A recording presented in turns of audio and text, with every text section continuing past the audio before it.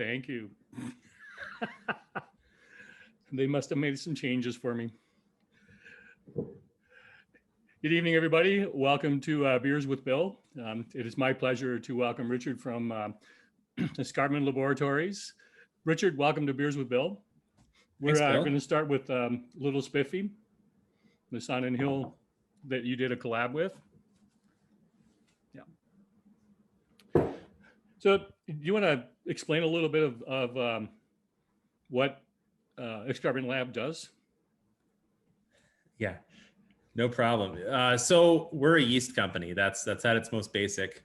That is kind of how we started, as being the place for Canadian brewers to go for yeast, and also for all of the knowledge and all of the information that surrounds how to use yeast, because it's it's one thing to get this magic powder or slurry. It's another thing to know how to use it and make really tasty beers. So that's always been the purpose for us, has been getting really great yeast into Canadian brewers' hands, which was just like really obvious market gap because no one was doing it here. But then also, what can we do to actually move things forward for brewers, home brewers as well as professional brewers, and give them really great tools to basically hit all their targets for fermentation, or even explore territory that they might not otherwise be able to explore. So, that's very much what we're focused on now, because the reality is that there's a lot of yeast labs out there, and only one, Escarpment Labs, who we think we're really, really good at the education and the innovation side. Okay, and so you want to talk a little bit about Little Spiffy? Sure.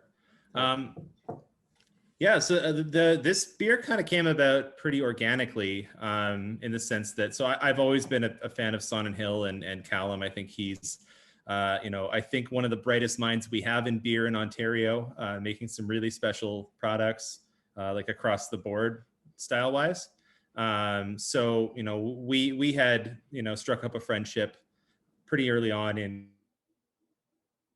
his brewery's journey. And, I was sharing some homebrewed saisons. I've been making mixed fermentation, so slightly sour saisons for a long time, and I was sharing those with him, and he seemed to like them, and said, "Hey, can we brew one of your beers, on my system? Well, we can just sort of scale things up." So that's essentially how this beer came to be, was adapting a homebrew recipe of mine, a basic process for making a mixed fermentation sour beer, and then producing it on his larger system, and aging it in oak barrels, and doing some blending, and ending up with a final product. So that was a lot of fun. But really, it's funny, we really did accurately scale it up as much as possible, like to the point of making his brewing water is a lot softer than it is here in Guelph. We actually Guelphized the water. We added a bunch of minerals to it because I think that's key to those homebrews that I was making. So it was really fun to really try to stay true to form there, and I'm pretty stoked on the results. It's I would say like a slightly more refined version of what I had been homebrewing for a little while. And now that Callum makes a lot of beers like this, I homebrew a lot less of these because I don't need to. I find that intriguing. A lot of times people are taking stuff out of the water to brew beer. You were adding to it. Yeah, the Guelph water is not good for very many things, but I think it's pretty good for these like saisons, like super dry beers where you can actually taste and feel the water. Yeah.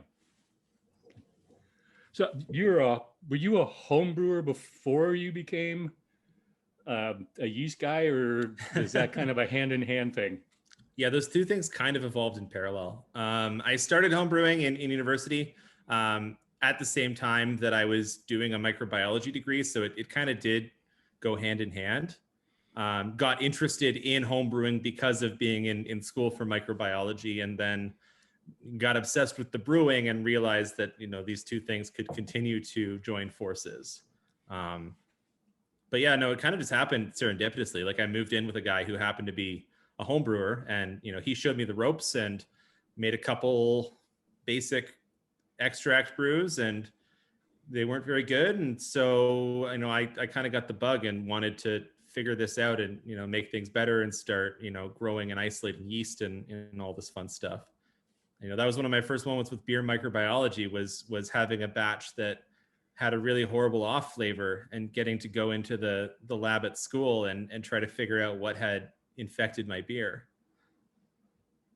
Intriguing. Oh, wow. I love that. That's great. I'm just going to skip to a question on the chat line. Derek's curious if you're the yeast daddy. I am. That's if you search yeast daddy on Instagram, that's me.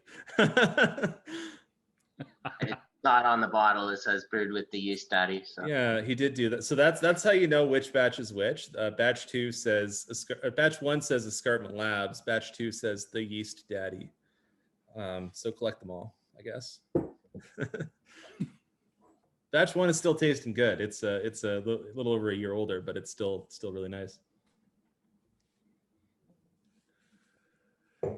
I kind of troll my guests on the internet to see what's out there, and I'm intrigued by the statement "fermentation rules everything" in one of your interviews. Well, it does. Curious how you. I think I made this statement. I was hanging out outside with some people on the weekend. I think I made this statement, very bold statement, but I think this is the best way that I've put it in a while, that we would still be in the caves if we hadn't figured out how to ferment grain, or if we hadn't figured out how to ferment things. So much of human culture is a result of us figuring out how to ferment and preserve food, and then suddenly having these stable sources of currency and other ways, and also all these infrastructure that created things like cities and civilizations, right? Most of this is centered around agriculture, and a great way to preserve agricultural products is fermentation, whether it's grain or whether it's meat or vegetables or what have you. So I really do think that this stuff is pretty central, and I feel blessed to be part of this continuous culture of humans fermenting things that's been going on for thousands and thousands of years. You literally finish off your graduate degree and start Escarpment Labs. So they were both happening at the same time, okay. Technically, which is a terrible idea. Well, I was going to ask you, because I remember when I told my mother I was starting my second company, her response was immediately, "Can't you just get a real job like everybody else?" I was wondering, what was your mom's reaction when you told her, particularly when you were doing a graduate degree, that you were also going to do this as well? I have very supportive parents, I'll put it that way, and I don't think that there was really any surprise or any any real pushback at any point, which is I think a really nice thing. Both of my parents are entrepreneurs as well. They've both had their own businesses, so I think that it felt natural in a way. And yeah, it was like, you want to do this yeast thing? Sure, that sounds great. You like beer. Go for it. So, I definitely, am glad to have had that support.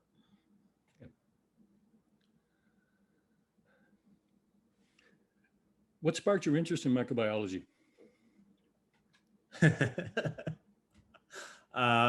It's really a story of laziness and avoidance. So I enrolled in Guelph in a genetics program and got to second year and realized that I was in a statistics class and hated it, and I realized that if I stayed in that program I would have to take another statistics class. So I changed majors to avoid stats too. Little did I know later on in my life, stats would be a lot more important, but that was the decision I made at that time, was what biology degree can I switch into that means that I don't have to take stats? So I switched over to microbiology. That sounded cool, and did not look back.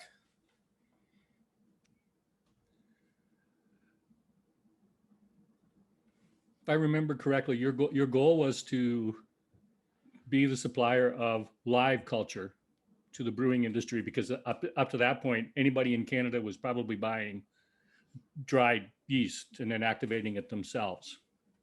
Yeah, or bringing in the liquid products from the US. Like there's companies like White Labs and Yeast and stuff like that Yeah.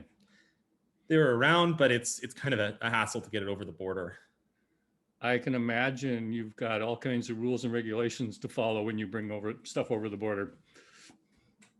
Yeah, I mean, at this point, we've learned the customs rules of a lot of different places. So yeah, it is a little bit great, and every country is different too, right? So I don't know how much energy those other companies had really put into Canada, because yeah, it can be a little bit inconsistent. I can imagine. So can you walk through the process of culturing a yeast for us? Yeah.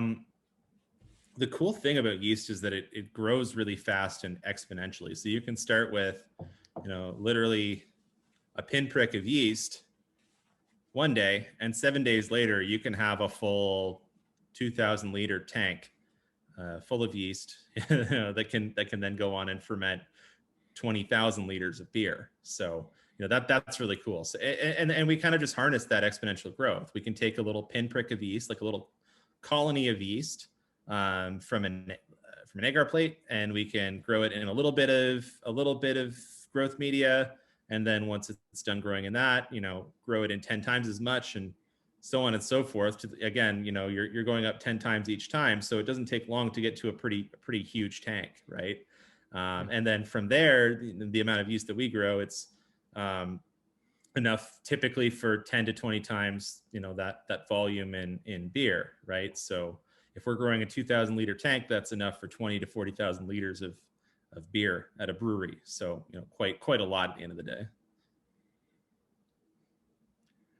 You must have some pretty strict protocols in place, because I just picture like this tank of yeast over here and this tank of yeast over here, and all of a sudden you've got a new animal in the middle.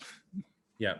I mean, it's so easy to grow yeast in the basic sense, but when you turn it into a business, it becomes this like 100-step process where every step matters in terms of the quality.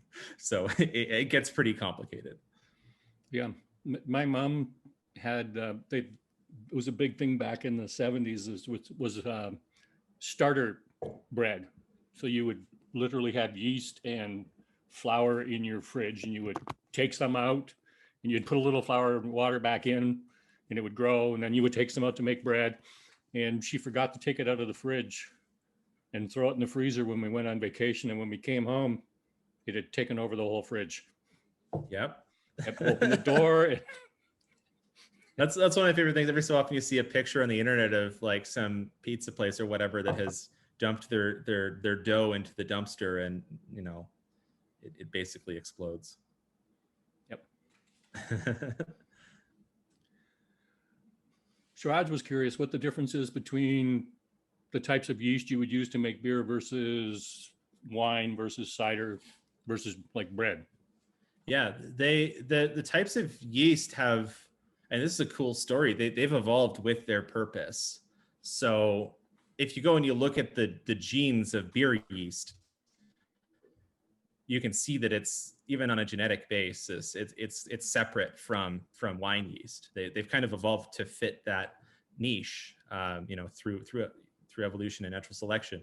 Beer yeast have gotten better at dealing with the types of sugars that they have to ferment in beer, whereas wine yeasts have gotten better at resisting things like sulfite that the winemaker might add to the wine, or the high alcohol concentrations. So I think that's kind of cool that like the form follows function, or function follows form with the yeasts, and that I guess artificial selection would be a better way to put it.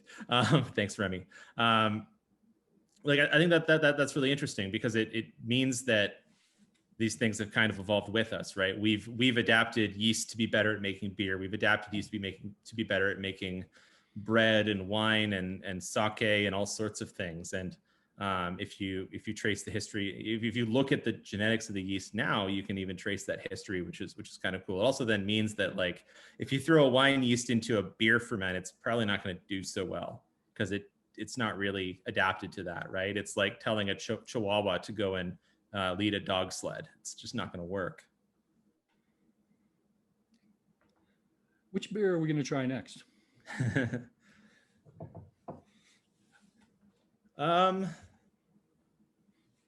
I'm pretty curious about the short finger one, and I know that this has really nothing to do with us because it's spontaneous, but I also think that wild yeast and spontaneous ferments are a pretty fascinating topic. So Okay. I'd be interested in that. So spontaneous is you you do the mash and then you take the wort and sit it outside. Yeah, you let nature take its course, basically. Yeah. Exactly yeah. what the word says. Yep. And you get some interesting yeast and bacteria in there. Like usually these beers end up sour, usually a little funky. They're usually the brewers making the wort in a way that kind of encourages a really long fermentation, so that these microbes, have some time to do their things and develop flavors. I haven't had this beer, but I was excited when I saw that Shortfinger was releasing a spontaneous beer. So I remember seeing some of those first batches when Rob was brewing them. So Yep. This is exciting. This cork is pretty jammed in there, though. Might have to use a corkscrew.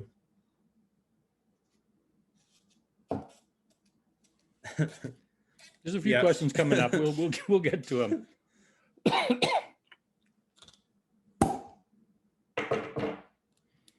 Alrighty, there we go.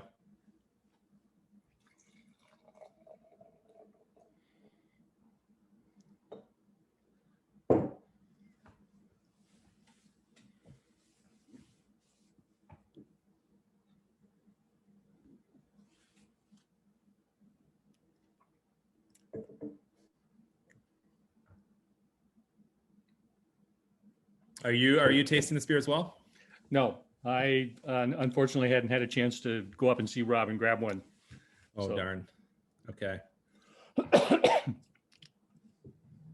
It's Now, pretty nice. I had his first one that he did way back when. That was quite intriguing, and Mhm. the flavors are a little bit different than what you would expect, particularly from Rob's outfit. But he's also now going to have a lot more yeast in and around the brewery, because he does a particular style of beer more than anything else. So as him and I've had that discussion on a couple of collabs that we've done, where he's argued with me about doing it this way, because we're going to get some sour yeast into that no matter what we do. And I'm like, yes, I know. I want to see what happens. Yep. Yeah. I mean, that's key too. Even with spontaneous fermentation, you have the environment that influences the outcome, right? And the breweries that are doing this in Belgium, or the newer ones that have set up in the States, I think that the environment of the brewery ends up influencing, the beer itself. So you have cultured new yeast, have you not? Like your own? Yeah. Yeah. So there's a few different ways. I saw that question. There's a few different ways to kind of develop something new.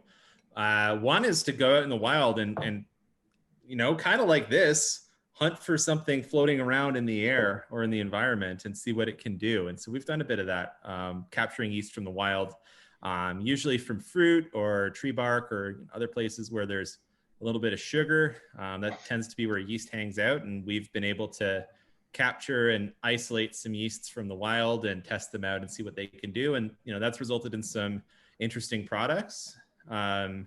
We've got a couple more coming out this year that are the product of basically finding yeast in the wild and finding some interesting properties in them. So that's still very much a good way to find interesting new yeast. Another way to do is to develop it yourself in some way. So the most common way to do that would be crossbreeding. So just like how people will crossbreed dogs or plants to kind of change the outcome, you can do the same thing with yeast. You can take a saison yeast and a English ale strain and cross them and get something somewhere in the middle. And that's a really exciting way to kind of develop new yeasts. And then there's some newer approaches as well. like what we're seeing is some folks are starting to use things like genetic engineering as well to tailor or customize specific properties of the yeast. Chirag's curious, and I got a thought in my head on that, but the difference between spontaneous beer like Shortfinger does versus the cider that Revel does. Mm-hmm.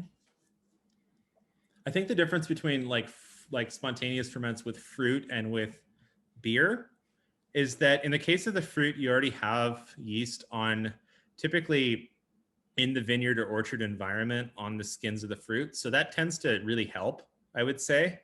It's kind of easier to do spontaneous ferments with fruit, like with grapes or apples, versus beer, where like you're kind of relying on the open air and the brewery environment, and hoping that you get the right things landing in there, because the beer wort has been boiled, so it's kind of been pre-sterilized, versus grapes and apples are not pre-sterilized by any means. So that's kind of the difference, and that also might be why you get slightly crazier results with spontaneous beer ferments, whereas a spontaneous cider or wine ferment can actually be very, very clean in terms of flavor.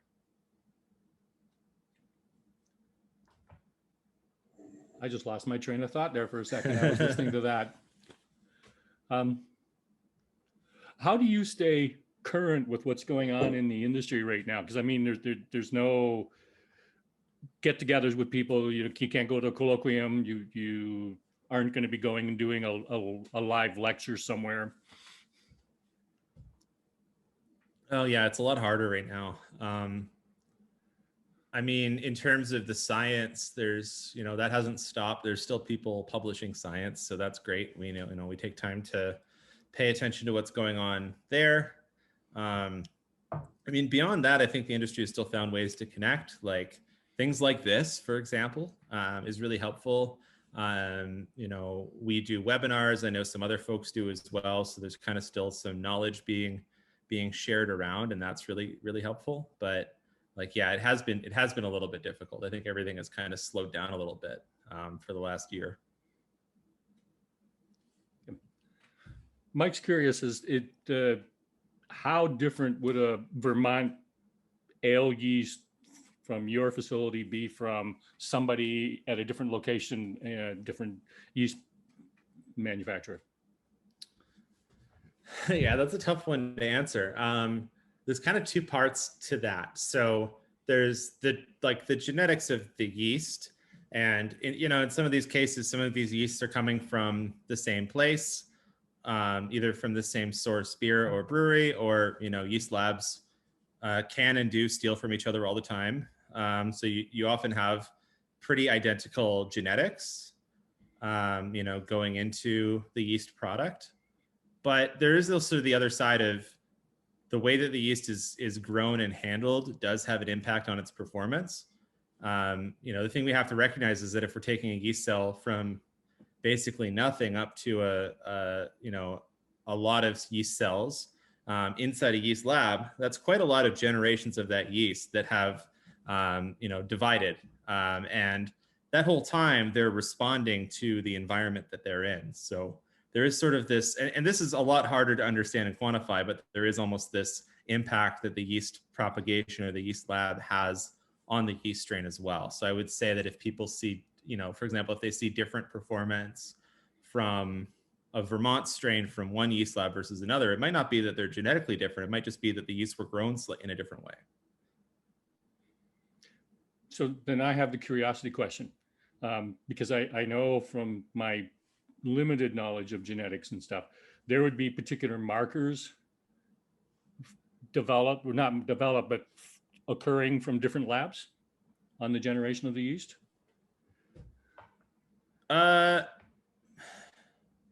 Maybe. I think the big thing is That's a yes and no, right? There's very few yes and no's with this stuff. Yeah, it's always a maybe. Yeah, again, like the environment will place some pressure on the yeast, right? So, maybe one lab does their propagations at one temperature and one lab does it at a different temperature, and that might impact the outcome. Okay. Okay.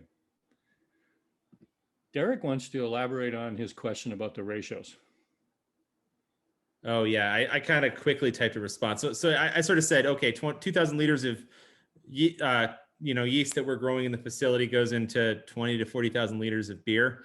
That is unconcentrated. So I kind of skimmed over a step where we remove some of it's basically bad beer from the yeast and concentrate it into a slurry. So consequently, you're not pitching like 2 liters of yeast or a liter of yeast into 20 liters of beer. It's concentrated down. We're removing some of the liquid and concentrating as a slurry because we don't want to be shipping around a bunch of bad beer. We want to ship around concentrated yeast.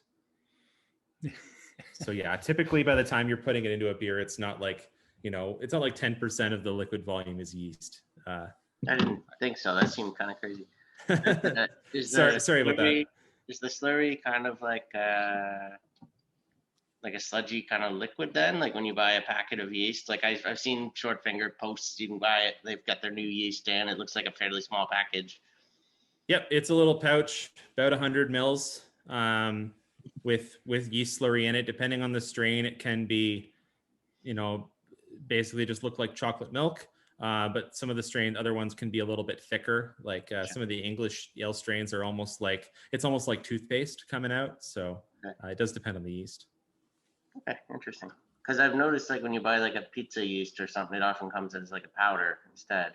Yeah. Is that just because the different yeast? Just a different process. So some yeast is available dried, for example. So what that means is, sorry, I just lost my, just pulled out my headphones. What that means is that they take that slurry and then they actually put it through another step where it is dried into like a powder or into like an extruded shape. So that's dry yeast. You can also get that for brewing. Tends to just be, some brewers like it, some don't. The disadvantage of it is that there's less selection because most of the facilities that make dry yeast have to make it like 10 tons at a time. So it's just these massive, massive batch sizes. I see. Okay. Thanks. No problem.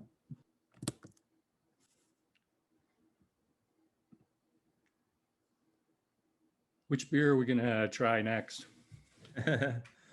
This is nice. I kudos to Short Finger for this. I think this is really tasty. I think maybe a little bit high on the acid, but otherwise very, very nice.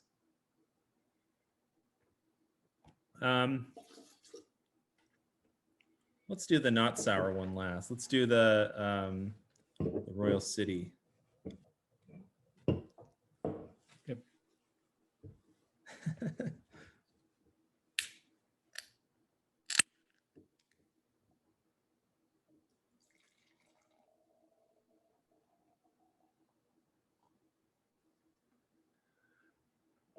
So when we're done on that, Katie, who's new to homebrewing, is curious. I never say it right. The Kveik style yeast. She's wondering if there's something that would get her closer to a Belgian style beer, because she doesn't like to crank her AC up and keep their house cooler in the summertime. Yes, absolutely. So, and yeah, that's a good segue too. So this beer is made with a Kveik. It's hard to say.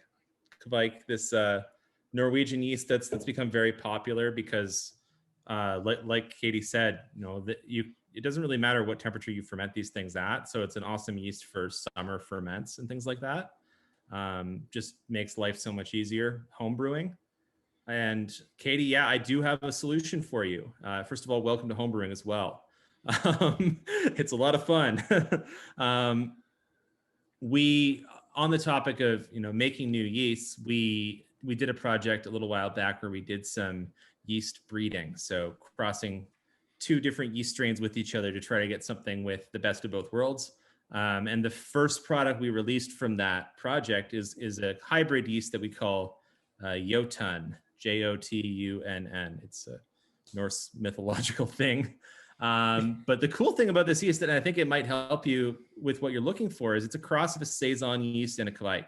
So it has the high temperature tolerance, but it also has those Belgian flavors. It has the spicy phenols. It has the kind of bubblegum ester profile. So I think it really could, and it would certainly be great for summer brewing. I think it could help with what you're looking to do. So I'm curious, how hard is it to stabilize the yeast after you've like taken it and removed liquid and turned it into a slurry? What do you mean in terms of stabilize? Like, so it's in a liquid form. Yep. I guess the question I'm asking is how stable is that? What temperature do you have to keep it at? What's the shelf life? Okay. Yeah, so it is perishable. So, it depends on the strain. Some strains do better than others. So we tend to set at least for slurry before it leaves escarpment, 1 to 2 months. And it's stored basically at 2 Celsius the whole time. That being said, like well-stored yeast slurry can survive remarkably well. Like we have had a lot of our yeasts will, still be, 95% alive by the time they hit that 2-month mark. But, that being said, we want to get people as fresh yeast as possible. And I will say, like on the pro brewery side, most of the yeast is, quite a lot fresher than that. Most of it goes out the door within 10 days. But yeah, it does have a shelf life. But that being said, if the temperature is maintained really well, then it can last a really long time and still perform. There was a question further back about how you measure performance of a yeast. Well, it depends what the brewers are looking for, right? Like there's a few different things that are important to them. So how fast does it ferment is important, right? Because brewers want to know how long it's going to take to make their beer. Temperature is important because some brewers don't have temperature control, or with the summer it's a lot harder. So what kind of temperature range can the yeast tolerate? And then there's other important factors like attenuation. So how much of the malt sugars does it ferment? Some yeasts will leave a sweeter or a drier beer, and that's really important in terms of overall profile. And then especially for the pro brewers, like they need to be able to hit a target alcohol, a target ABV every time, so they don't have to change their labels. So that's really important. And then flavor is obviously critical too. All these different yeasts have radically different flavor profiles, and I think that's a kind of a key feature of them as well. So do you have a yeast library? Yes. So yeah, we have about 1,700 things in a cryo freezer, and then a smaller selection of yeast that we're regularly growing up. Okay, because I'm curious, because I mean there must be a lot of factors that you have to take into account as you're making the yeast. There must be like a benchmark you compare it to then.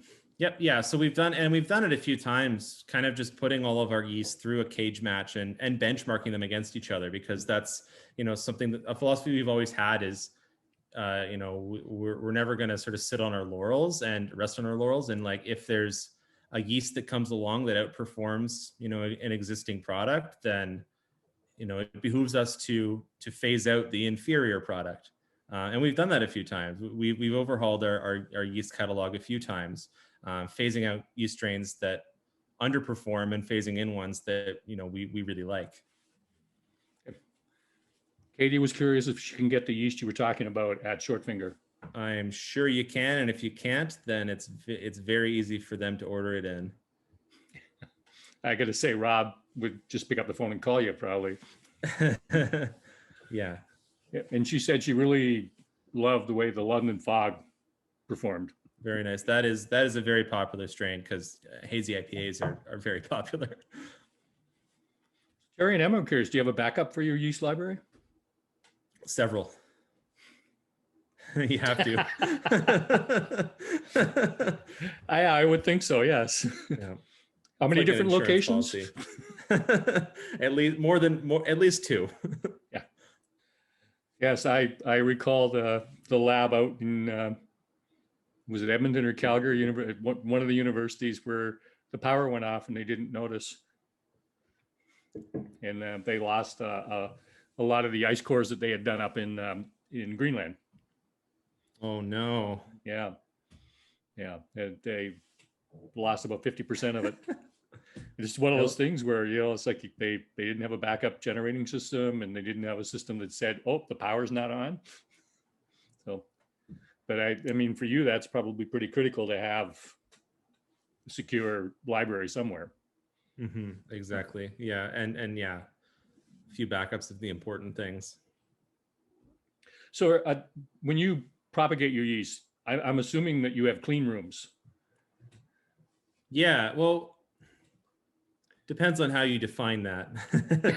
we have good SOPs. Well, yeah. So to speak. It has very much been a story of make it work for a while. Like we're a bootstrapped startup.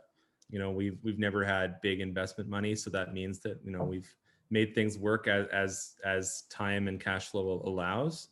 We're at the point now where that becomes a lot easier. Like we are building a new lab that's going to have some nice bells and whistles that I would be confident calling a clean room, but that's not the current state of things. We have good SOPs and good quality control procedures, currently.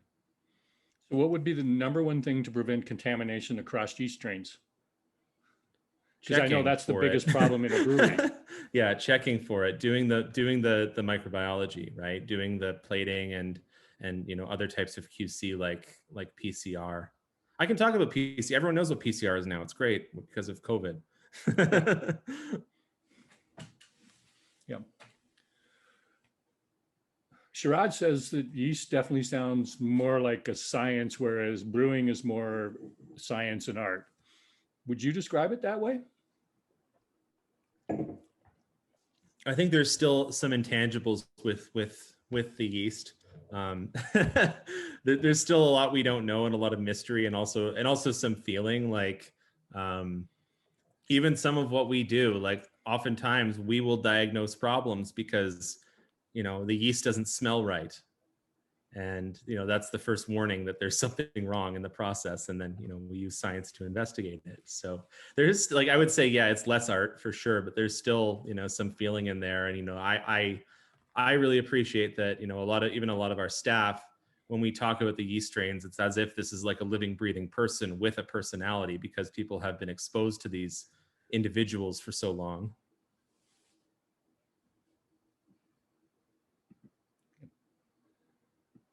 And I was just reading Katie's comment. I was going to ask you, I'll digest that, but what do you see that's new and exciting in sort of your world of yeast? It's like we're in a really interesting period, I think, of innovation. There's a lot of yeast companies doing a lot of really, really cool stuff. You have Lallemand, which it's another Canadian company, but they're huge. They've been innovating in dry yeast and offering some pretty cool options.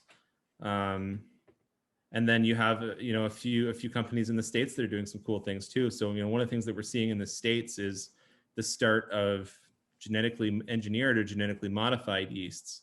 So you have a couple companies that are going in with genetic engineering tools and changing something about the yeast intentionally, and getting in some kind of useful or interesting result. And I think that's interesting.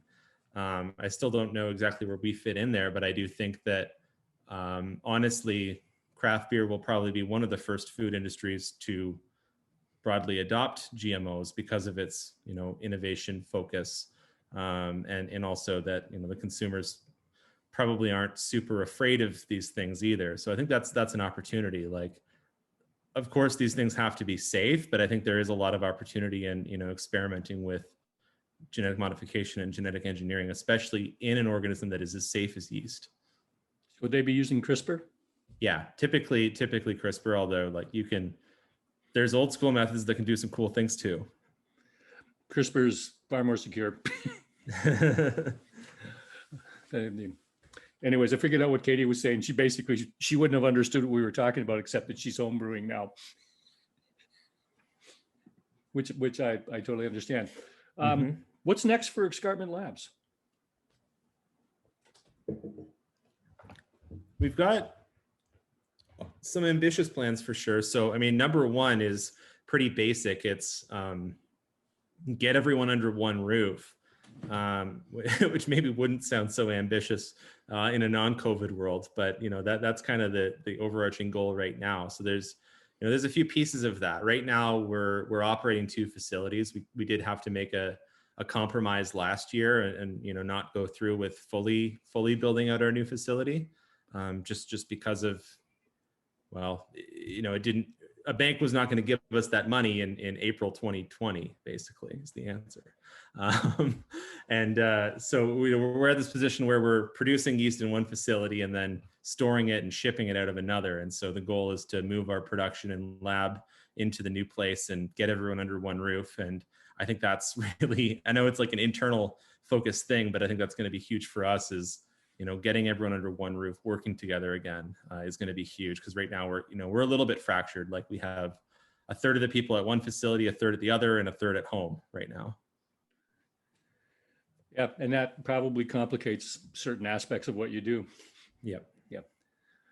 Graham was wondering if non-GMO would become a labeling thing. Oh yeah, for sure. I mean, I think Lallemand, it's kind of funny because they have a GMO yeast, but they've put it under a different brand. But Lallemand already has like non-GMO right on the front of their pouches. And I'm sure I'm sure that might become a position, but also maybe, I'm certain that we'll see some yeast companies saying this is a GMO and using it as a selling point. So yeah, who knows? And Remy made a comment, which brings a thought to my mind. Fuller's apparently a few years ago copyrighted their whole yeast genome. Copyright? It's a work of art? I have no idea. Remy, can you sort of unmute yourself and step in on that? Yeah, it's been so long. I'm rusty on that, on my molecular biology, but yeah, I think they had copyrighted the genome, and I'm not sure exactly what that involved, but there's certain regions like you got your genetic barcode that you can that apparently they started copywriting, and it was a thing that different companies were doing too. Other people were starting to do that. I learned that at university, not specifically about Fuller's, but I remember in a molecular biology class that there was like talk of that, all kinds of, just like with the internet, with anything new, people going out and in a rush to copyright everything they can. Yeah.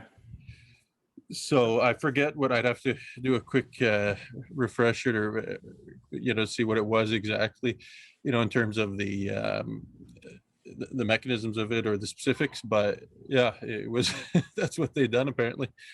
Yeah, there certainly are some cases of microbes being patented. Usually, and especially more recently, like the scope of those patents tends to be very much reduced.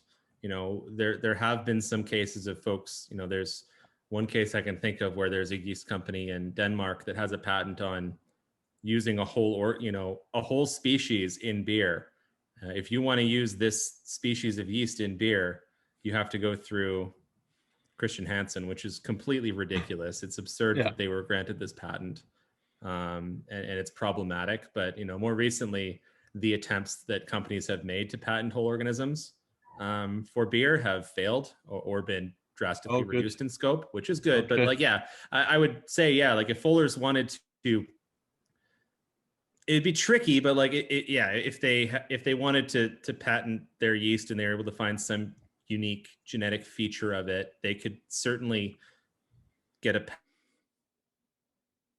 patent maybe on that specific strain, on that exact genome sequence, strain, or certain regions of it. But I just remember actually reading that it was the genome they had, which that's kind of a big thing to do, especially with an organism like a microorganism. It's not, but it's I don't know, that intellectual property, especially in yeast that are not intentionally modified as a science project, that kind of should belong to the public domain in my opinion. And I know that was a potential conflict with Kvike, and that's why we chose to publish the genetic data on the academic side, because we kind of saw the risk of someone doing this on the intellectual property side and causing a big problem. Okay. So, that's always been our approach with that stuff, is just get it out in the public domain, and then it's a fair fight. Yeah. It makes sense. Then it's up to you whether or not you're capable of competing against competition. So, but that brought to mind, would the big breweries have their own yeast lab? Yep. They, yes. Unfortunately, they don't share a lot of what they do, but I know for a fact that most of the big breweries are very well equipped, in yeast science. Most of them manage and develop their own yeasts internally. Some of them are pretty sophisticated. For example, I know a lot of smart folks that are working for AB InBev and Heineken and Carlsberg, and I know that all of those organizations have very, very advanced yeast programs. But it makes sense. I mean, I was at the Budweiser brewery in St. Louis, which is one of the largest in the US. And my brain was like, oh my God, you've got to make this exactly the same every time you make it. And so the controls you'd have to have in place would be unreal. Yeah. And then I was talking to the guy and he goes, well, actually we hire chemical engineers. We don't hire brewers. And it was like, yeah, that starts to make sense at that point. So the last beer, the one from Wellington. Yeah, let's do it. That's another Kvike beer, maybe not hidden behind fruit as much as the Royal City one, although that's, I think, a nice example of versatility with Kvike. So this is an IPA with Voss. So one of the classic Kvike strains. That's kind of famous for having a citrus flavor profile. And you can get it from us. You can get it from a lot of different places. And one of the things I like to highlight is that Kvike can be used to make normal beers, right? It can just be this tool that you can plug into an IPA or a whatever, and use some of those nice features like the temperature flexibility.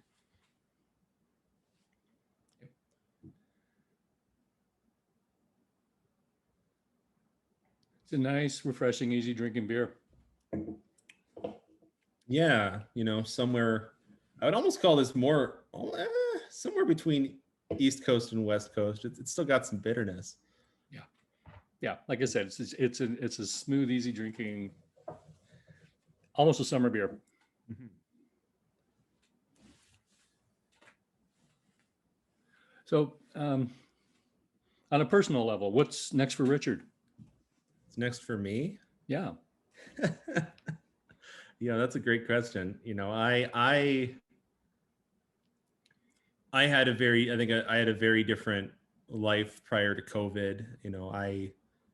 I value travel a lot and getting out and experiencing the world and seeing people, and that hasn't happened for a very long time. So I've been forced to adjust. So honestly, I'm really looking forward to even just getting out of Guelph. But I know that I've learned a lot in the last little bit. But yeah, for me, it's getting out and seeing people, especially in the beer world again, would be so nice. I hear you on that. I think a lot of us feel that way.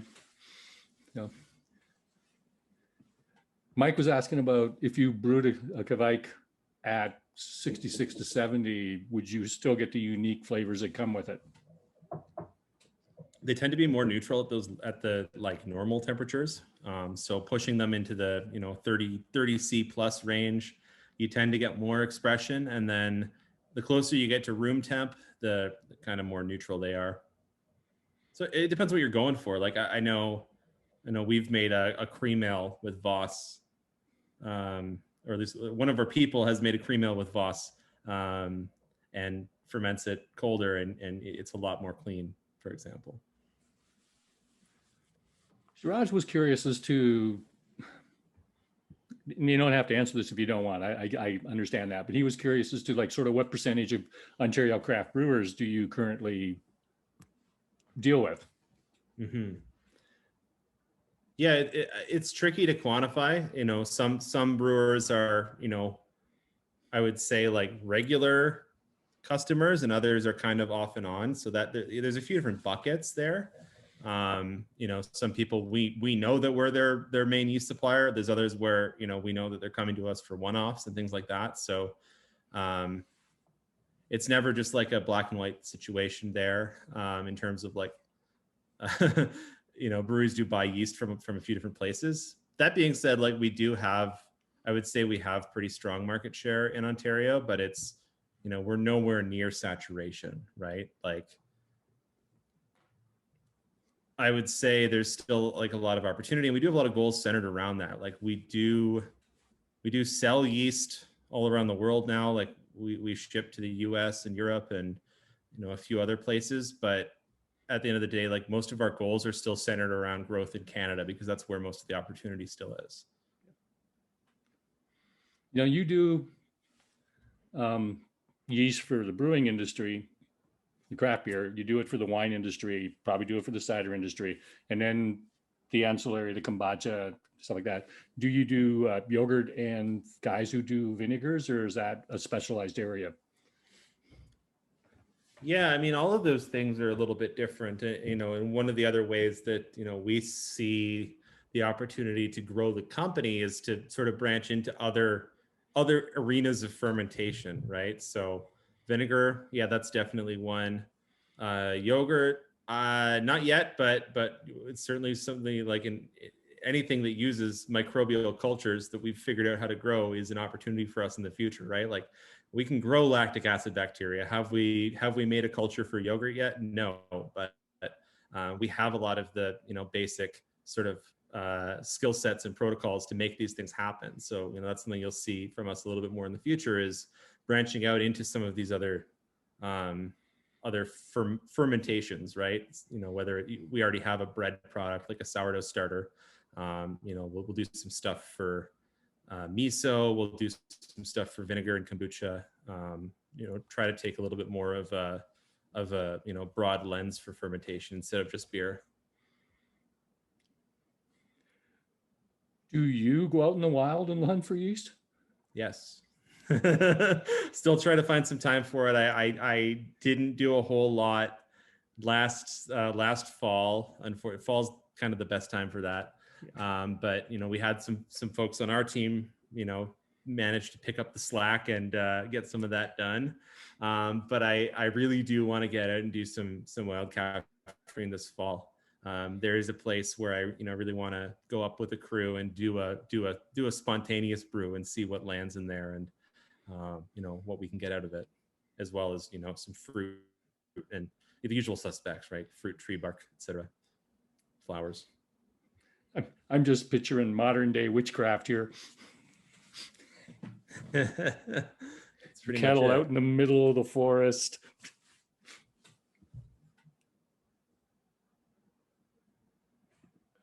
Do you know about Mr. Yeasty?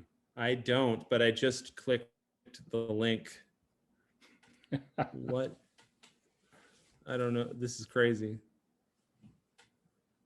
What is Mr. Yeasty?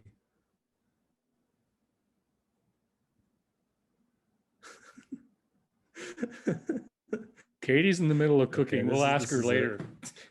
This is a very strange group, but I'm here for it. Wow, this is very weird.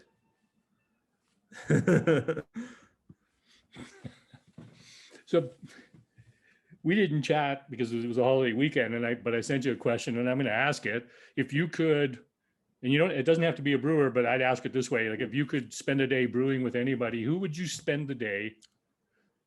And it could be even doing yeast. Who would you spend the day with? Yep. It would be brewing. I love getting away from the day job and spending a day brewing with people. Okay. So who would you spend the day brewing with?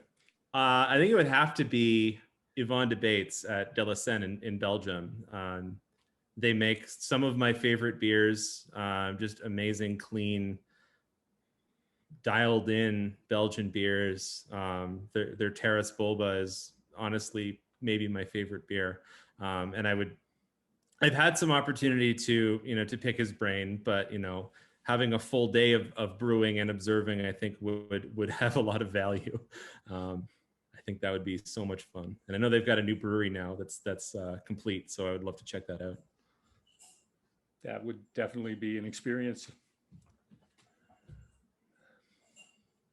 What's the best advice you've ever received? Oh, that's a good one. I thought about that one, and I don't know if I came up with a very good answer. Interesting. I mean, don't fix what ain't broke is a good one. But sometimes you do have to. I'm going to stick with that. That's perfectly okay with me. So we're getting close to the top of the hour. So I'm curious, what would you like everybody to take away from our chat tonight? Yeast is really important in beer. Beer tastes awful without yeast. It's responsible for not most, but a huge chunk of the flavors that you get in your beer. And I don't think it always gets enough credit. So, the more people that know about what it can do and the power that yeast has, the better. And, what we need is people talking about yeast strains the way that they talk about hop varieties in beer, because I think that's going to drive some change because it has just as much of an impact. I want to thank you for sharing your story with us and giving us an hour of your time, because we truly appreciate because yeast is the most important aspect when you're brewing beer. So thank you, Richard. Appreciate you taking the time. Remind everybody that next week, Ren Navarro is on, and her and I'll be talking about her latest endeavor, Do Better, Be Better. So again, Richard, thank you.